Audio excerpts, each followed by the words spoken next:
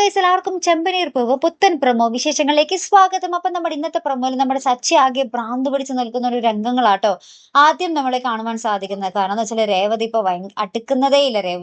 രേവതിനൊന്ന് തൊടാൻ പോലും നമ്മുടെ രേവതി ഇപ്പൊ നമ്മുടെ സച്ചിനെ കൊണ്ട് സമ്മതിക്കുന്നില്ല കേട്ടോ. അപ്പൊ സച്ചിക്ക് ആകെ സങ്കടവും ദേഷ്യവും എല്ലാം കൂടിയാട്ടോ ഇങ്ങനെ ആകെപ്പാടെ ഒരു സമനില തെറ്റിയ പരുവത്തിലാണ് നമ്മുടെ സച്ചി കേട്ടോ.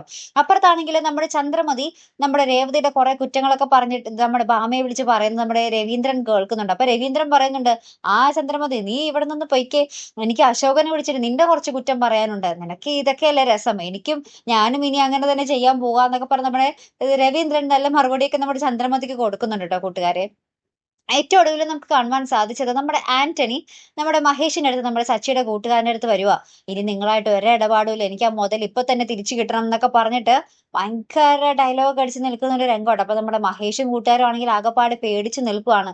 ഇനിയും നമ്മുടെ സച്ചി അവിടെ വന്ന് പ്രശ്നം ഉണ്ടാക്കുമോ ഇല്ലയോ എന്നാണ് നമുക്ക് അറിയേണ്ടതല്ലേ. അപ്പൊ എന്തായാലും കാത്തിരുന്നതിനെ കാണാം. അപ്പൊ അടുത്തൊരു വീഡിയോ വരുന്നത് വരയ്ക്കും ഗുഡ് ബൈ.